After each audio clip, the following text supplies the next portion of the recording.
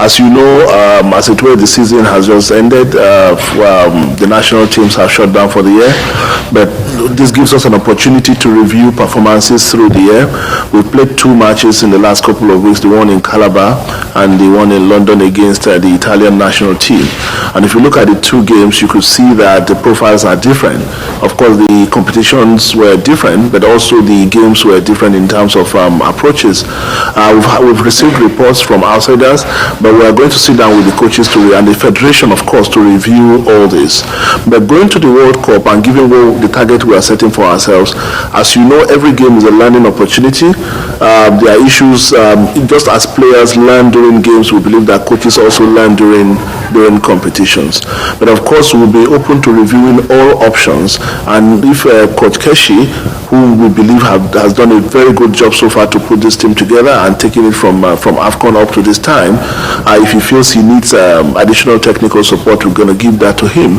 But we are confident that he's capable of doing the job. If there are issues, we can always talk about it. But it's not we have confidence in his ability to lead the team to the World Cup.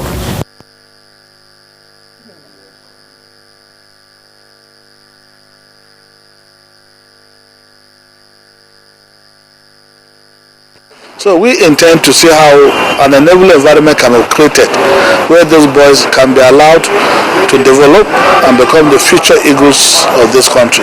But how we are going to do that is something that we must work and think properly. Because for me, I will not just succumb to the fact that I promote them. Nigeria has over 160 million people. And if you allow others to compete, chances are that you may even find a set that may even outdo the boys that have won the World Cup.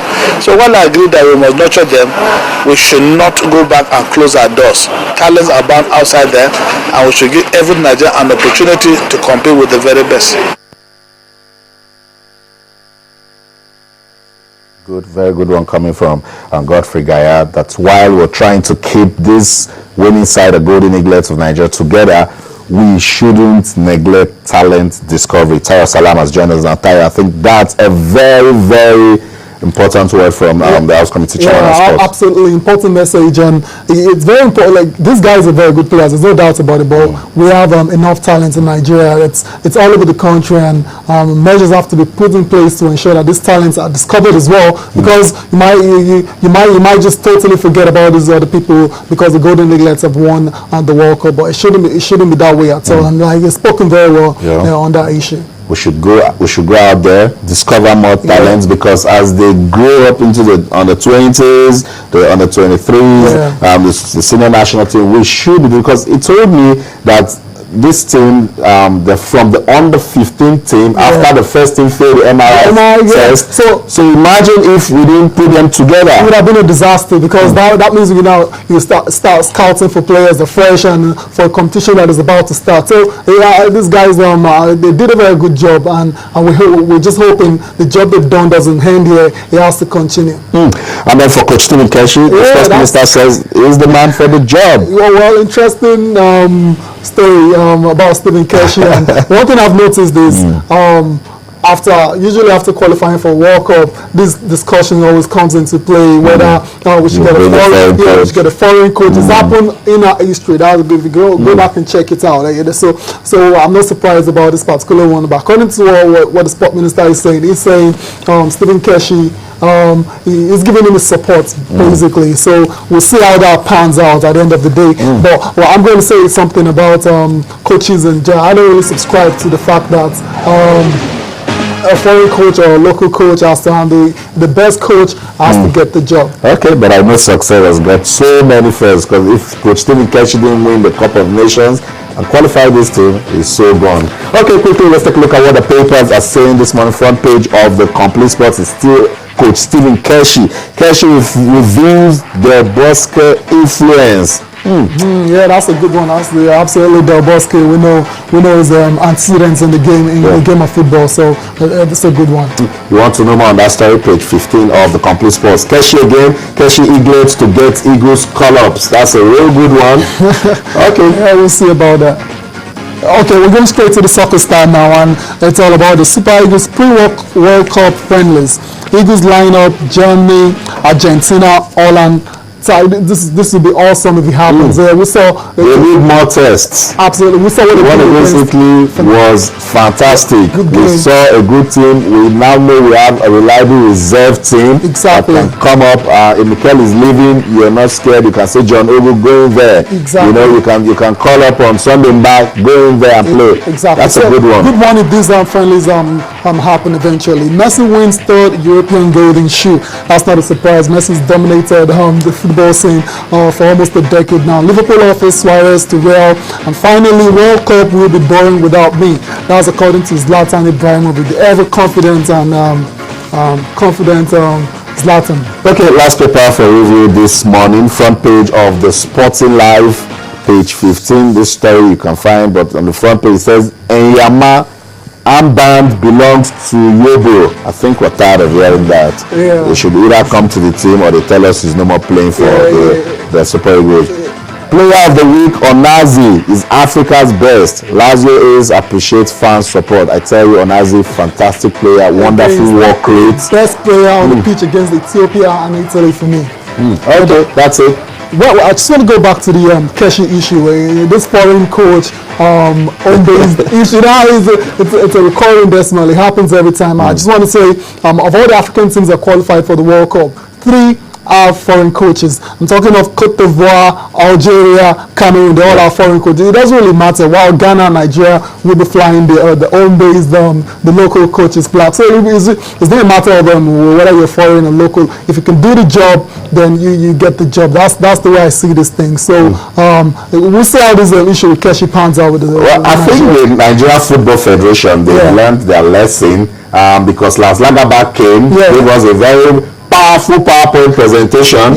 They gave him so much money to take to the World Cup to get just 1 point. Yes, but then you're not going to say because of that, Lars Lagerberg is a bad coach. He's not a bad coach. That's the truth of the matter. We saw what he's been able to do with Iceland. He brought them very close to qualification. They lost out to Croatia eventually. So it's all about that really. But what I'm saying is Keshi has done a good job so far, and I don't see any reason why they should change him now. That's my own opinion. But if they feel they can get a better coach with a better CV and with a better that gives Nigeria a better chance of going far in the World Cup, then they will have to make their decision. Okay, moving on swiftly now to the World Cup qualifiers, intercontinental results. As you all know, Uruguay and Jordan played a goalless draw, but Uruguay has qualified, the first team to win the FIFA World Cup in 1930. Luis Suarez, Edson Cavani, there are talents all over the park, and this wasn't in doubt at all. They won the first leg already away from home 5-0, so we knew that does it. Yeah, and that does it, and that did it really. So it's not really a surprise. Jordan, good fight. They didn't go down by another 5-0 away from home. And then the fans in Uruguay, they love it, they're celebrating. Absolutely. Just imagine Uruguay not at the World Cup. And the World Cup being hosted, being played in Brazil. So it would have been a disaster. It would have been a disaster for them. And a lot of Africans actually don't have time for Uruguay, because remember in 2010, Ghana were just... we have beef for Luis Suarez. But I don't understand that beef. Like I've not been able to wrap my head around it. If you're a player and you're in that position, you find yourself in that position, instinctively, what you do is what Suarez did. What can I do? What do you do? My team. Yeah. Can I help the and he blocked the ball with his hand, and it was duly sent off, and we had the penalty. And I mean, the Ghanaians had the penalty, and Asamoah Gyan couldn't take it. So I really don't understand this beef, but I get it. It's sentimental, and it's a very emotional sport. That's football. You're not about taking your chances. Teams that have qualified, now it is complete. Brazil, host nation, they qualified automatically. Japan, South Korea, Iran, the Netherlands, Italy, Costa Rica, United States, Colombia, Russia, Bosnia Herzegovina. I like whenever I say Bosnia will be at the World Cup. Debutants, and then they are playing good football. Let's see what they can do at the World Cup. England, Spain, Chile, Ecuador, Honduras, Nigeria. It's good to hear Nigeria in that as well. Argentina, Belgium, Switzerland, Germany, France, Greece, Uruguay, we talked about them. And the African teams, Cote d'Ivoire, Cameroon, Ghana, then Portugal as well, Croatia, and Mexico. It's good to see Mexico qualify as well. They've had problems with the football in the past couple of years now, but going to the World Cup should help settle them. Going to the World Cup can do a lot of things for your football. Can make it better. Yeah. Can scatter the FA. Okay. Can bring, depending on it will be the last for some people because they know after this World Cup they are not coming again. No chance again. So the World Cup just brings that, it just restructure a country's football. Well, yeah, I understand what you're saying, but then you prepare very well for this kind of competition. I think you should be able to do well for it. Okay, Ty, let's talk boxing. Now, Manny Pacquiao is getting set to fight Brandon Reyes. Yep. What are we expecting? Yeah, it's going to be a good fight, definitely. We're already seeing some fights already. Skirmishes already between these two camps. Yeah. But we know about 17 years ago, Pac-Man was the biggest boxing star. But unfortunately, he lost 2 fights in a row, and all of a sudden, he's lost the status as the best boxer in the world. And this particular fight, his career is on the line, if you ask me, because if he doesn't defeat Brandon Bam Bam Royce, if he doesn't defeat him convincingly,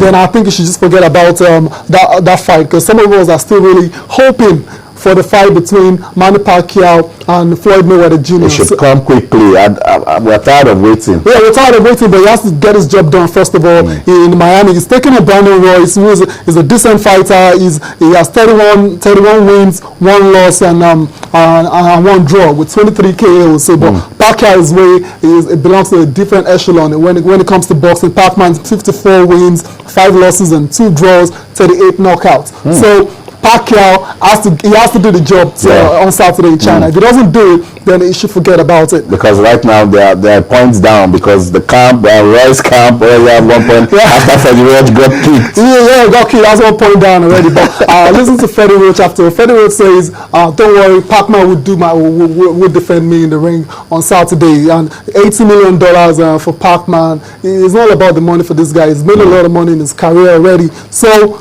Come Saturday, Pac-Man has to defeat Reyes convincingly. Okay, that's it, boxing fans. And key that one Saturday, November the 23rd, Pac-Man and Bam Bam. Bam Bam. We'll see we'll be getting Bam Bam then Saturday. Okay, that's it. So that punch, we wrap up sports this morning on Channels Television. Remember, you can keep talking to us on Twitter with Channels_sports, on Facebook with Channels-sports, on behalf of the ever reliable sports team at Channels Television Sports Center in Lagos, Nigeria. My name is Austin Okunakwan. In everything you do, remember, let's keep talking sports. Bye for now.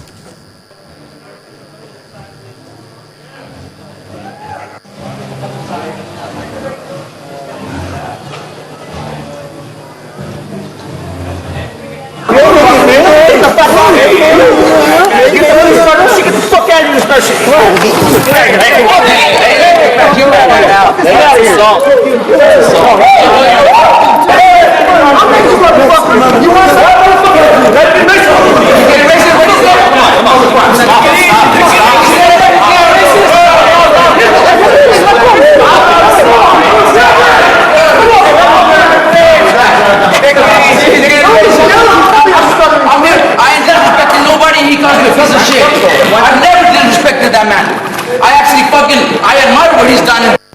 Don't miss this fight. It's going to be a good fight because